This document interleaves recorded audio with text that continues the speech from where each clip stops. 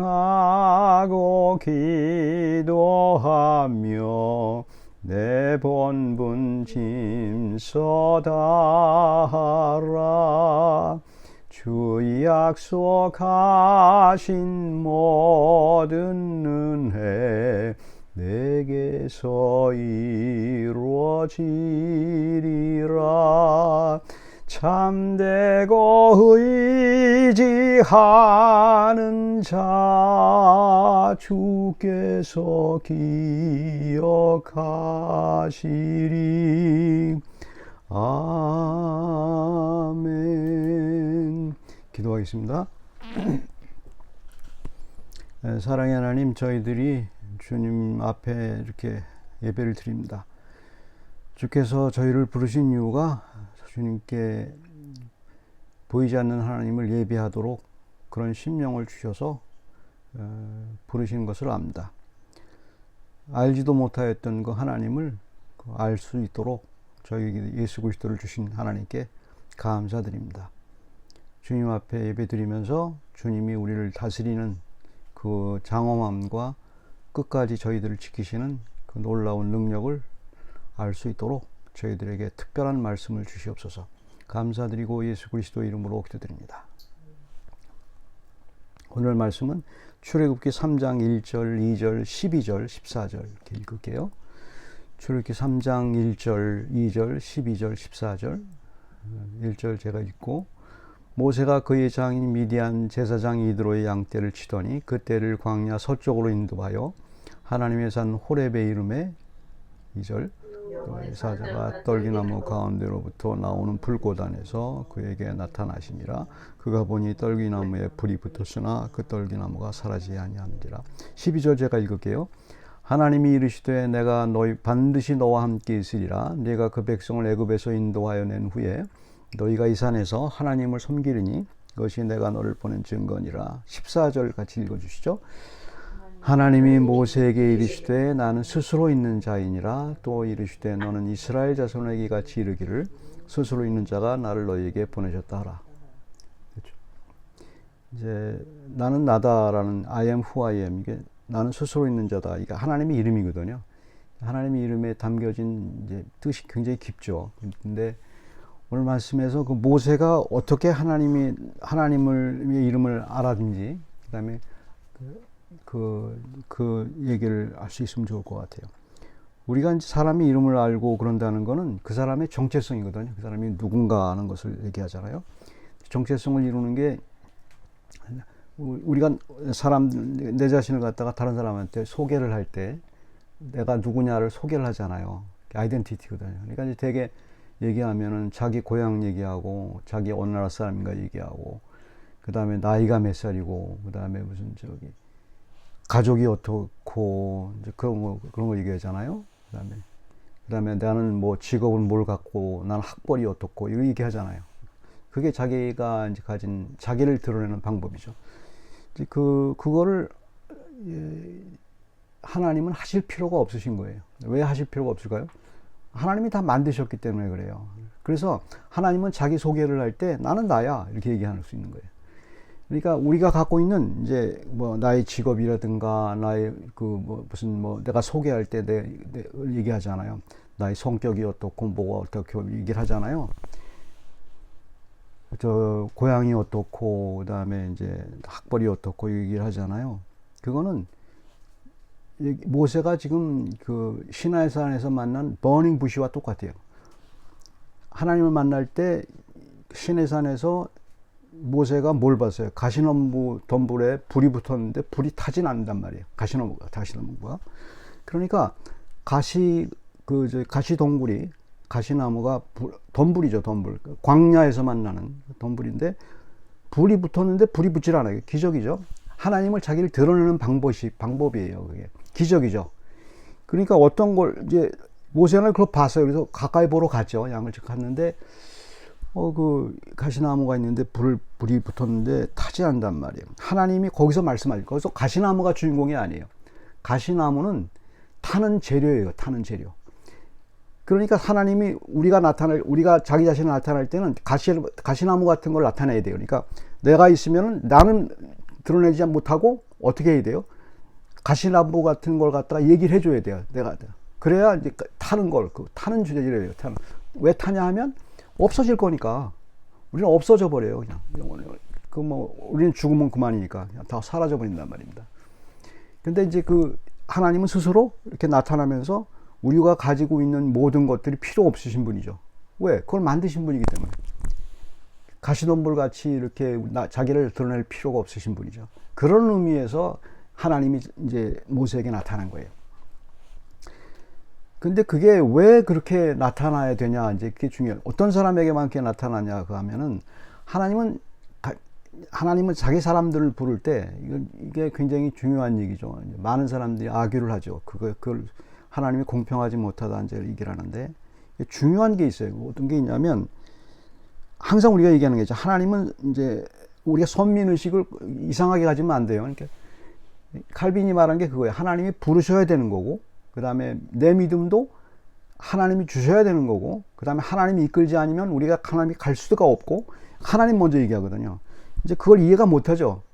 근데 그게 중요한 정통교류의 중요한 주류예요. 그게 인간이 할 수 있는 게 아무것도 없어요. 사실 보게 되면. 그렇지만 책임은 있어요. 우리가 안 믿는 건 하나님이 우리를 부르지 않아서예요. 하지만 책임은 있는 거예요. 책임은 있고, 그건 그래서 이제 하나님의 주권을 그렇게 이해를 해야 되는데, 여기서 그걸 잘 나타난 거예요. 하나님이 자기 사람을 부를 때 어떨 때 부르냐 하면, 부르는 그 패턴이 있어요. 자기 사람을 부르는 패턴이 있는데, 모세가 이제 그럴 패턴이에요. 모세가 애굽의 왕자로 지냈고, 그 다음에 엄청난 가족도 있었고, 아직 백그라운드가 대단한, 모세를 소개할 때, 모세가 소개할 수 있는 게 굉장히 많았잖아요. 그게 가시덤불 같은 거거든요. 왕자도 되고, 그 다음에 애굽의 부와 명성을 다 잊어버리고 왔잖아요.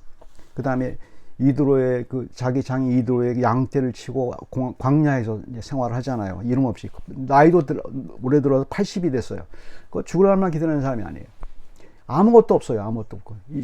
자기를 내세울 게 아무것도 없는 거예요. 그러니까 자기를 소개할 게 없는 거예요. 그런데 이제 그런 상황에서 그것도 광야예요. 광야. 아무것도 없는. 그런 상태에서 하나님이 부르신단 말이에요. 이제 그걸 우리한테 대입시켜서 생각해 보면 하나님을 만나는 순간이 대부분의 사람들이 그때 만나요. 내가 내세울 게 아무것도 없는 걸 발견하는 순간. 물론 있어요. 있는데 이상하게도 나는 내가 갖고 있는 모든 것들이 헛되고 아무것도 아니라는 걸 느끼는 순간이 있어요.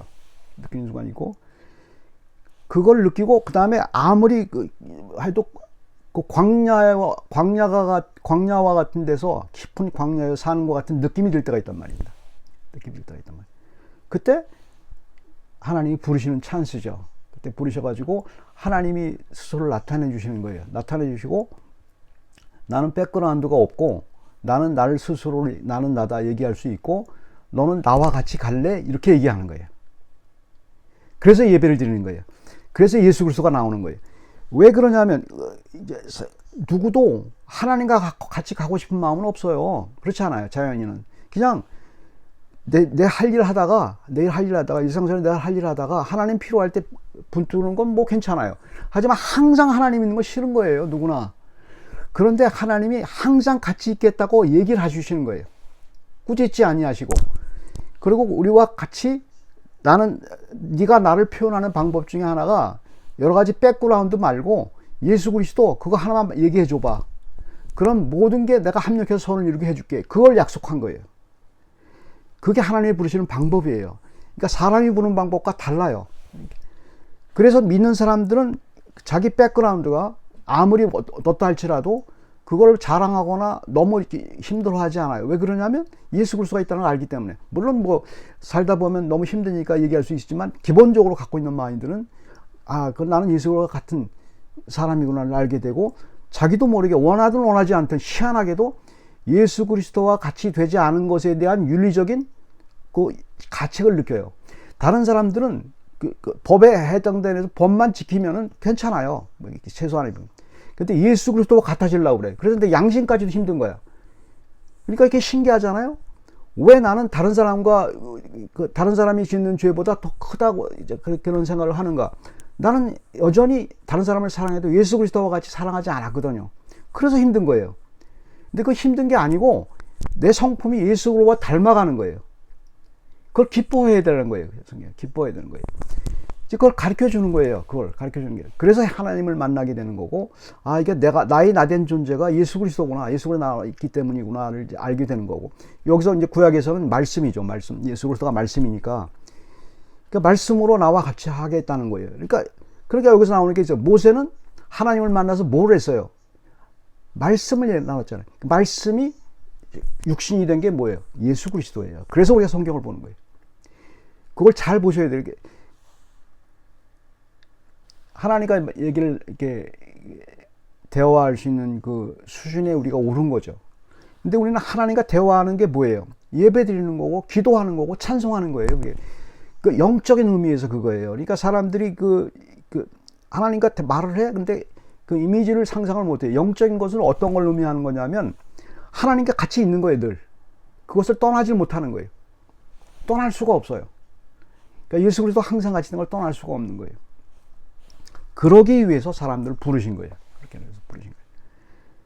이게 재밌는 이제 표현이 있는데, 여기서 이제 중요한, 재밌는 표현이 있어요. 여기서 얻은 게 있냐면, 가시돈불이라는 여기서 성경에 나타난 가시돈불이라는 히브리 말이 세나예요. 세네인데, 그게 여기서 말하는 호렙산이, 모세가 호렙산에서 예수를 만났잖아요. 호렙산이 무슨 산입니까? 신의 산이에요. 신의 산. 다른 이름이 신의 산이에요. 세네, 시나이. 똑같은 자음을 썼어요.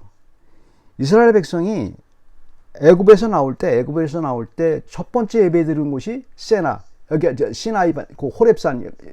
모세가 여기서 만난 하나님과 거기서 이제 하나님이 예배 드렸어요. 거기서 예배 드렸고, 시내산에서 예배 드렸고, 그때 시내산은 어떤 의미가 있어요? 세네 시나이. 어떤 의미가 있어요? 이스라엘 백성이 출애굽해서 광야에 있었잖아요. 광야 생활에서 가장 중심이 되는 부분이에요. 시내산은 뭐 지금 가봐도 그냥 광야에 하나 섞여 있는 모래 언덕 같은 비슷한 암석 산이에요. 지금도. 그러니까 광야 생활인데 광야의 한가운데 있는 산에서 중심부에서 하나님께 예배를 드리는 거예요. 똑같아요. 우리는 하나님께 예배 드릴 때 나를 나타내고 싶은 모든 것들이 없는 거예요. 하나님 주신 것에 불과해요. 다 사라질 것들이에요. 그래서 우리는 하나님을 만날 때 언제 하나님과 대화가 잘 되냐면, 내가 가진 모든 것들이, 나의 나된 것이 아무것도 아닌 광야와 같은, 아무것도 없는 가시덤불과 같은 그런 상태로 됐을 때 하나님과 대화가 돼요. 하나님 때때로 어떤 사람을, 사랑하는 사람을 어떻게 부르냐 하면 그런 식으로 불러요. 나는 광야 한가운데 있구나 생각하게 만들어서 하나님께 이끌어요. 그렇지 않고서는 예수 그리스도 올 사람이 없어요. 예수 그리스도를 만난 사람들은 다 그래요. 거기서 만나지, 나는 내가 가진 모든 것을 자랑하는 순간 예수 그리스도 사라져요. 그거를 계속 이제 유지하고 가는 순간, 하나님을 만날 기회는 적은 거죠. 그렇게 부르심을 받은 거예요, 우리는. 그래서 광야와 같은 생활에서 하나님을 만나려고 가는, 예수 그리스도를 만나려고 가는 생활, 그게 영적 생활이에요. 그러니까 믿지 않는 사람들이 영적 생활이 뭔지를 모르죠. 그게 이제 우리에게 하나님 부르신 방법이죠.